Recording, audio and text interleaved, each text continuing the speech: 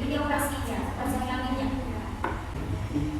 Sebagaimana yang kita ketahui, ada yang mengajarkan bahwa Allah Subhanahu wa taala menciptakan alam semesta dengan makhluk yang sangat beragam. Misalnya, manusia memiliki suku, ras, ide, gagasan, dan yang lain-lain. Sedangkan dalam Al-Quran itu ditegaskan bahwa manusia itu diciptakan dalam sebaik-baik bentuk, berbeda dengan penciptaan Tuhan lainnya. Tetapi kita sering melihat fenomena luar itu banyak pemakaian fenomena yang berbeda-beda. Salah satunya fenomena transgender. Nah, di sini saya akan membahas tentang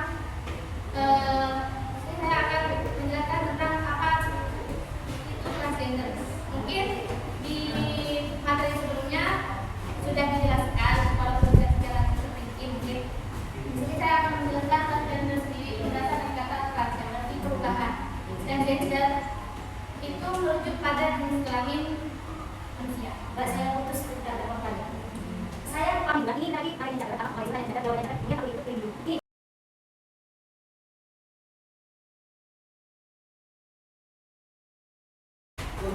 Baiklah, saya lanjut ke penjelasan transgender. Kata yang memiliki dua makna. Secara biologis, gender merujuk pada jenis kelamin. Sedangkan secara sosiologis, gender itu menggambarkan karakteristik laki-laki dan perempuan. Sedangkan secara teknologis, transgender merujuk pada ketidakpuasan seseorang yang merasa bahwa ada ketidaksesuaian antara bentuk fisik dan jenis kelamin mereka dengan kejiwaannya, seperti kelamin hiasan, gaya berpakaian, perilaku, dan tindakan yang lebih ekstrim seperti operasi kelamin. Faktor penyebab terjadinya transgender itu ada dua. Pertama, faktor yang ada dalam diri individu, dalam diri seseorang, karena ada masalah antara lain seperti guna kromosom, mutasi hormon, tubuhnya, kelainan mencakup lain itu bisa menimbulkan kayak karena sebuah penyakit. Iya bu. Sedangkan yang kedua, faktor lingkungan diantaranya pendidikan yang salah pada masa kecil dengan membiarkan anak laki-laki berkembang dalam tindakan perempuan atau dalam keadaan trauma melakukan seks. Itu faktor penyebab terjadinya transgender secara umum. Transgender menurut aspek medis, perubahan jenis kelamin dianggap sebagai tindakan pemulihan kalau dalam konteks medis atau dunia kedokteran ya. Dan dalam operasi ini itu memerlukan biaya yang banyak, sekitar 1 sampai 5 juta. Biasanya kalau dari cowok ke cewek itu lebih murah karena lebih gampang lah ya menghilangkan gitu. Ya sekitar 100 juta sampai 200 jutaan. Kalau perubahan cewek ke cowok itu lebih sulit karena pasti nambahin kan. Itu sekitar 500 jutaan. Kadang bisa juga lebih. Dan dalam dunia kedokteran itu ada 3 bentuk operasi kelamin. Pertama, penggantian jenis kelamin.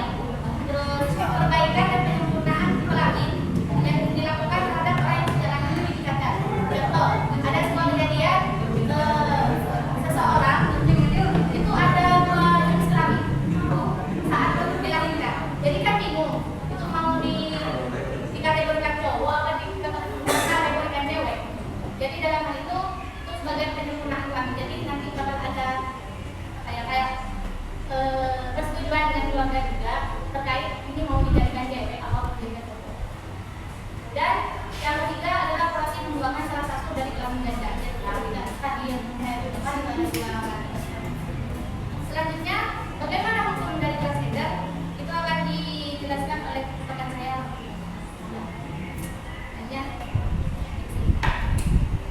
Jadi umum operasi kelamin atau transgender itu dalam syariat Islam terperinci menjadi 3. Yang pertama, apabila seseorang yang dari lahir memang mempunyai adat kelamin yang sempurna, tidak ada yang cacat, tidak ada yang ganda, maka itu diharamkan.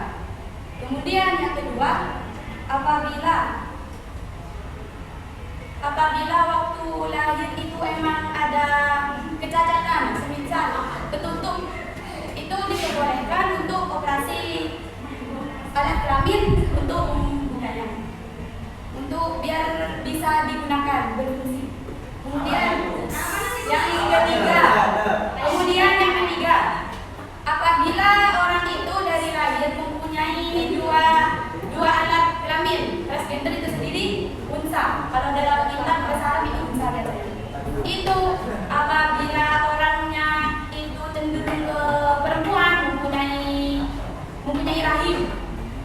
lebih baik orang tersebut memilih yang perempuan daripada yang laki-laki karena mempunyai rahim. Begitu. Jadi yang ketiga ini diperbolehkan apabila mempunyai dua alat kelamin. Kemudian pandangan Al-Quran dan hadis tentang transgender atau perubahan jenis kelamin, yang mana di dalam Al-Quran itu dijelaskan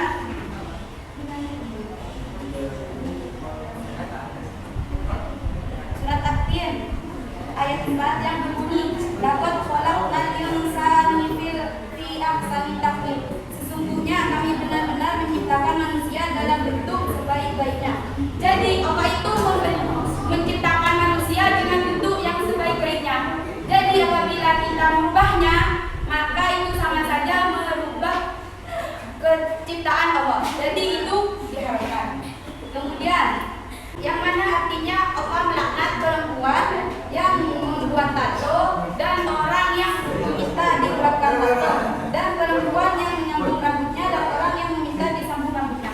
Nah, hadis di sini saja Allah melaknat perempuan yang membuat tato atau jadi Allah di sini apabila ada seseorang yang menyambung rambutnya saja itu dilaknat, apalagi sampai mengoperasi alat kelaminnya. Begitu.